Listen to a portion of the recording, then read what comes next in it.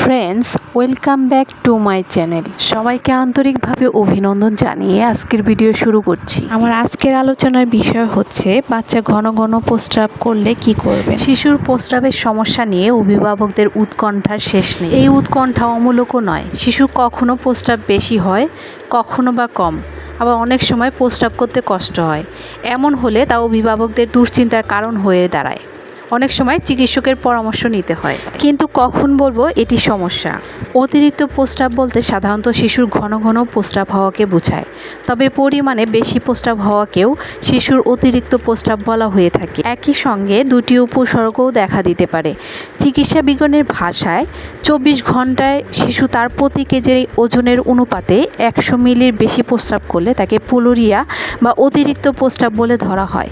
এই সময় বাচ্চা বিছানাতেও প্রস্রাব করতে পারে। এখন আমরা জেনে নিব কি কি কারণে বাচ্চা অতিরিক্ত প্রস্রাব করতে পারে। শিশুর অতিরিক্ত প্রস্রাবের কারণের মধ্যে অন্যতম হচ্ছে ডায়াবেটিস, দীর্ঘমেয়াদী বা জন্মগত কিডনি রোগ, মানসিক সমস্যা, সংক্রমণ থেকে সৃষ্ট জটিলতা, কিডনির জন্মগত ত্রুটি, রক্তের পটাশিয়ামের অভাব কিংবা ক্যালসিয়ামের আধিক্য প্রভৃতি। সুনির্দিষ্ট কিছু ওষুধ খাওয়ার কারণেও শিশুর অতিরিক্ত প্রস্রাব হতে পারে।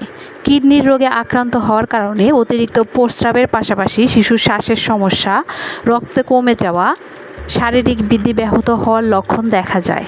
অনেক সময় তুলনামূলকভাবে বড় শিশুরা বেশি বেশি পানি পান করে, সেই অনুপাতে প্রস্রাবও করে বেশি। এই সমস্যাকে সাইকোজেনিক পলিডিপসিয়া বলা হয়। তবে এতে আক্রান্ত শিশুরা রাতে ঘুম ভেঙে গেলে কিংবা সকালে ঘুম থেকে উঠে পানি পান করতে চায় না। এই সমস্যায় ভোগা শিশুদের প্রায়ই নানা মানসিক সমস্যায় ভুগতে দেখা যায়। শিশু অতিরিক্ত প্রস্রাব করলে যা যা করতে হবে। শিশু অতিরিক্ত প্রস্রাব করলে অভিভাবকদের আতঙ্কিত হওয়া যাবে না। শুরুতে এর কারণ শনাক্ত করতে হবে। কয়েকটি বিষয় সম্পর্কে অনুমান করতে হবে। বিষয়গুলো হলো শিশুর প্রস্রাবের পরিমাণ আসলেই স্বাভাবিকের তুলনায় বেশি কিনা, অতিরিক্ত হলে কতদিন ধরে হচ্ছে, এর সঙ্গে শিশুর শরীরে অন্য কোনো উপসর্গ আছে কিনা, শিশুর দৈনন্দিন পানি পানের পরিমাণ নিয়ন্ত্রণের মাধ্যমে এই সমস্যা দূর করা যাচ্ছে কিনা। এখন জেনে নেব প্রস্রাবের সমস্যা থাকলে কি কি লক্ষণ দেখা যায়।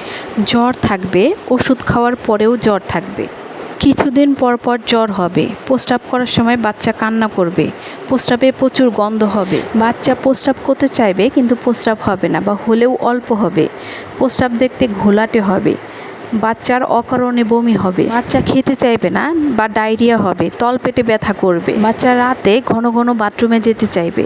বাচ্চার প্রস্রাবে ইনফেকশন হওয়ার কারণ কি আসলে?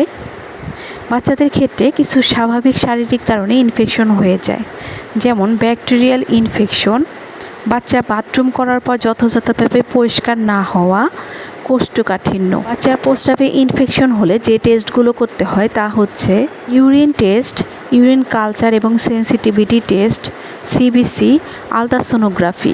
বাচ্চাদের ক্ষেত্রে প্রস্রাবের স্যাম্পল নেওয়ার সময় যেসব সতর্কতা মেনে চলতে হবে তা হচ্ছে ডায়াপারের প্রস্রাব নিয়ে স্যাম্পল দেওয়া যাবে না, ফ্লোরে পড়া প্রস্রাব স্যাম্পল হবে না। এক্ষেত্রে গরম পানি দিয়ে পরিষ্কার করা প্লাস্টিক ব্যবহার করতে পারেন বা কন্ডম ক্যাথেটার ব্যবহার করতে পারেন। অ্যান্টিবায়োটিক খাওয়া অবস্থায় কালচার টেস্ট করাবেন কি না ডাক্তারকে জিজ্ঞাসা করবেন। এবার জেনে নেব বাচ্চাদের যাতে প্রস্রাবে ইনফেকশন না হয় তার জন্য কি কি করতে হবে। বাচ্চাদের ভালোভাবে বাথরুম করার প্রশিক্ষণ দিন।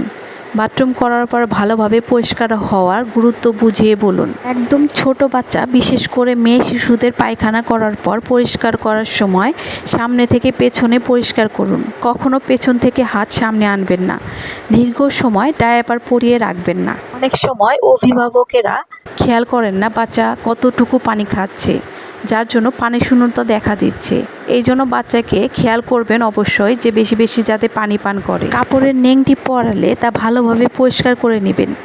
বাচ্চাদের যাতে কোষ্ঠকাঠিন্য না হয় সেদিকে খেয়াল রাখবেন। বন্ধুরা, আজকে তাহলে এই পর্যন্তই। আমার ভিডিওটি ভালো লেগে থাকলে অবশ্যই বেশি বেশি লাইক, শেয়ার এবং সাবস্ক্রাইব করবেন। ধন্যবাদ সবাইকে।